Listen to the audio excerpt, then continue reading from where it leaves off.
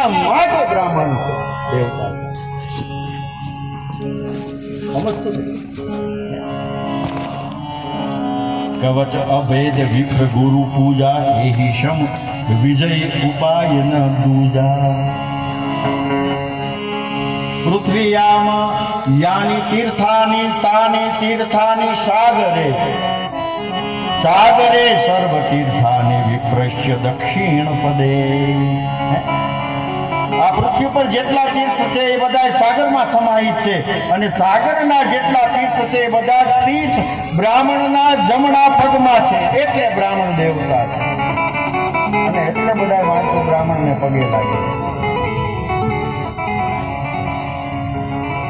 બ્રાહ્મણો જન્મના શ્રેયાન સર્વે સામ પ્રાણી નામી તપસ્તા વિદ્યા તૃષ્ણયા કિમો મત કલયા યુક્ત.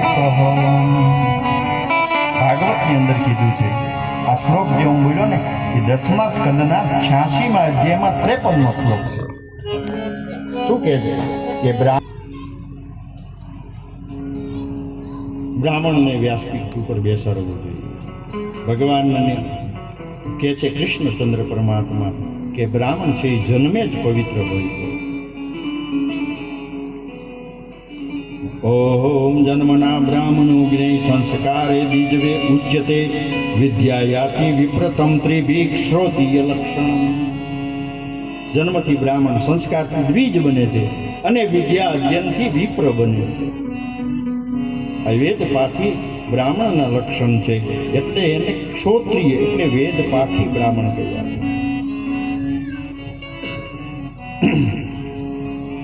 ઘણા એમ કે ભાઈ જન્મે ક્ષુદ્ર હોય, જન્મના જાય તે ક્ષુદ્ર સંસ્કારાદ દ્વિજ ઉચ્ચયતે વેદ પાઠાદ ભવેદ વિપ્ર બ્રહ્મ જાનાતિ બ્રાહ્મણ.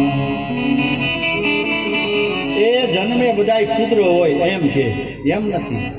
એ વિપ્ર સકલ ગુણહીના શુદ્ર નહ ગુણ ગણ ગાન પ્રવીણા. વિપ્ર એટલે કહેતા બ્રાહ્મણ કાંઈ ગુણ વગરનો હોય, હાવ ગુણહીન હોય, છતાં એ પૂજવા લાયક. તુલસીદાસજી મહારાજ કહેજો. અને ક્ષુદ્ર કદાચ ગમે એવો વિદ્વાન હોય, ગમે એવો જ્ઞાનવાન હોય, તો એ પૂજનીય નથી.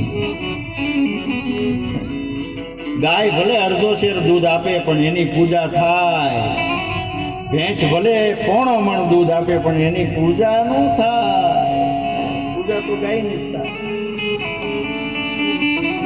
આવા બ્રાહ્મણને વ્યાસપીઠ ઉપર બેસાડો એવું વેદ વ્યાસ ભગવાન લખે છે, સ્કંદ પુરાણ લખે છે, પદ્મ પુરાણ.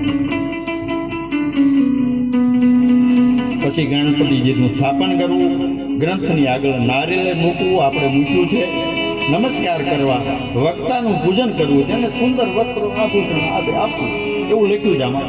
સંભુષ્ય વસ્ત્રભૂષાભિ પૂજાંતે ચ સંસવેત. ત્યાર પછી કથા સાંભળનારે શું કરવું એ હોત કીધું. કથા સાંભળનારે શું કરવાનું? વેદ વૈષ્ણવ વિપ્રાણામ ગુરુ ગોવ્રતી નામ તથા ત્રિરાજ મહંતામ નિંદામ વર્જયેત કથાવ્રતિ.